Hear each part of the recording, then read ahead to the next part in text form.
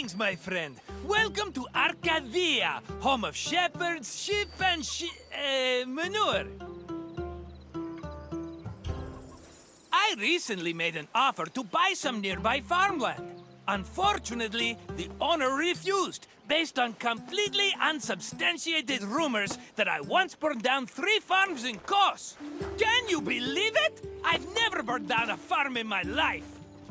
I may have once paid someone else to do so, but I assure you, my reasons were entirely acceptable and in the best interest of everyone involved. Arcadia was well known for its sublime natural vistas. Farmers and shepherds were seduced by its beauty, and it's easy to see why. I have to leave for now, but I'll meet you again when you finish your visit. Until then, my friend!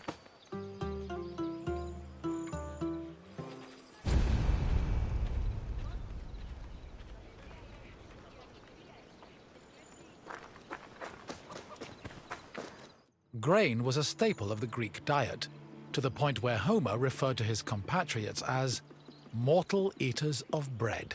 Grain farming was a meticulous process. Due to dry summers, artificial irrigation was impossible, so farmers had to rely on rainfall to water their crops. This gave them very narrow windows for sowing and harvesting. On a farm of this size, only half of the field would be planted every year, while the other half would lie fallow to avoid exhausting the soil. According to the poet Hesiod, the best time to sow grain was in autumn, and the best time to harvest it was in May. Fortunately, if farmers missed their opportunity, they also had a chance to plant millet in the spring.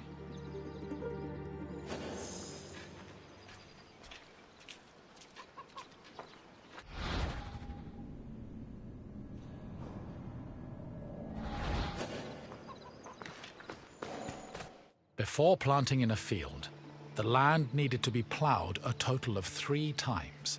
Once in the spring to remove weeds, again in the summer to aerate the soil, and a final time in the winter to plant the seeds in the moist earth. The plow was pulled by 2 oxen, while the sowing of seeds was done by hand. After the seeds were planted, a boy turned the soil with a hoe to protect them from hungry birds. Once the sowing was finished, the farmers waited for winter rains to irrigate the field. They also prayed to the goddess of agriculture, Demeter, and her daughter Persephone, in the hopes of being favored with a bountiful harvest come springtime.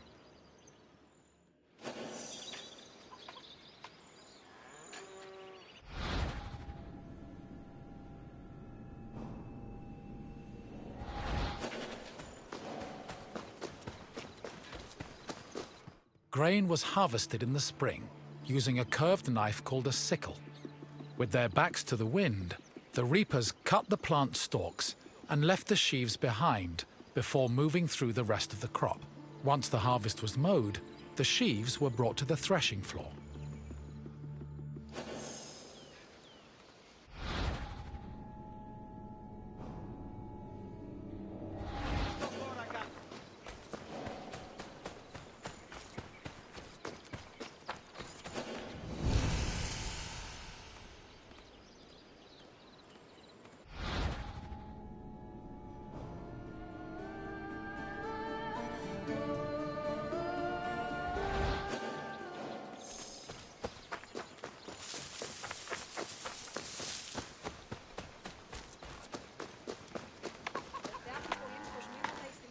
Animal husbandry was an important part of Greek agriculture.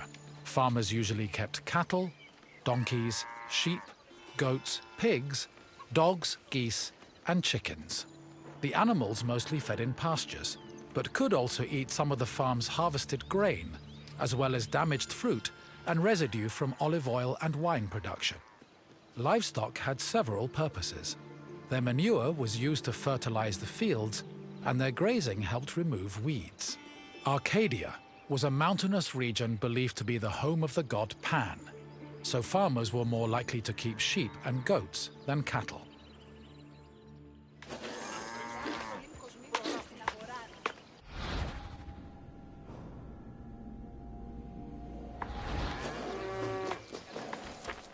Most farming tools were simple, handmade implements made of wood and occasionally tipped with iron. The most complicated tool was the plough, which was made up of several parts, including a beam, a drawbar, and a yoke. A two-pronged hoe, meanwhile, was used for tilling soil, and farmers also had tools for digging and weeding.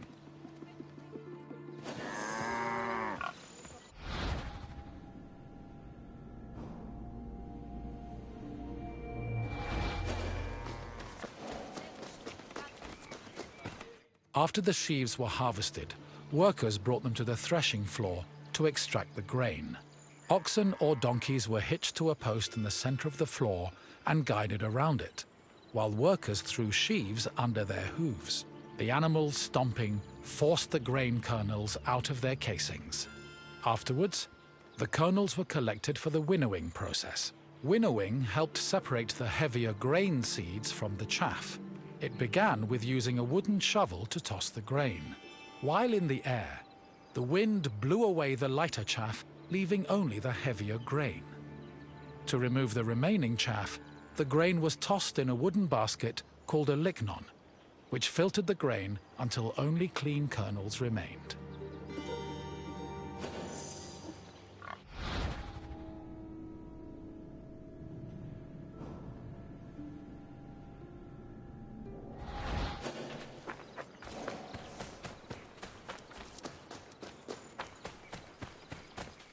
Barley, which was used to make flour, was different from other types of grain.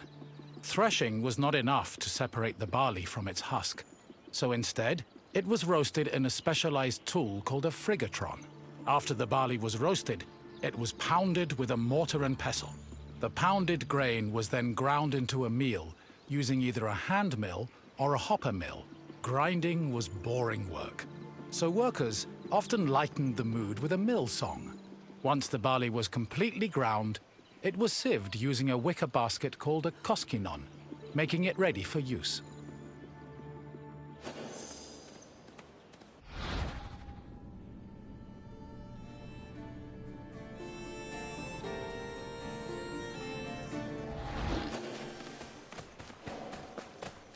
Grain storage areas needed to be dark, dry, cool, contained, and well ventilated to prevent the grain from spoiling. According to Hesiod, the preferred method of storing grain was in a pithos, the same container as Pandora's mythological box. Archaeological evidence suggests that Greeks may have also stored grain in small, walled structures woven from branches. Farms generally needed to store enough grain to sustain themselves for the year and seed corn for the next. Any surplus was either stored for a lean year or sold to markets for profit.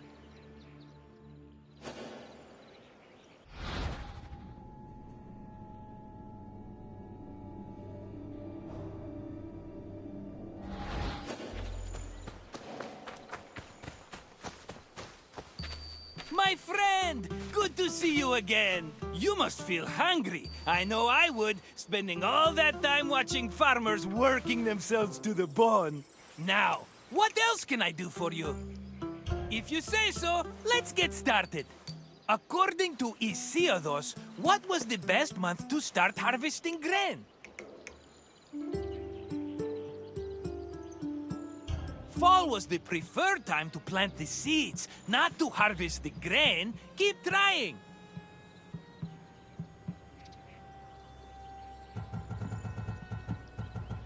Yes, spring was the ideal time for harvesting.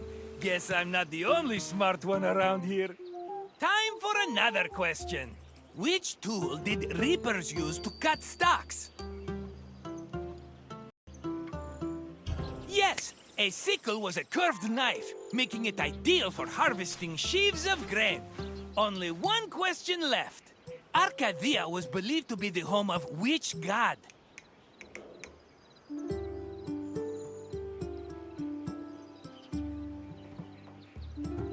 Correct! Pan supposedly called the mountainous region his home. Incredible work, my friend. It's safe to say your mind is definitely more wheat than chaff. Safe travels, my friend. we'd better be seeing each other again soon.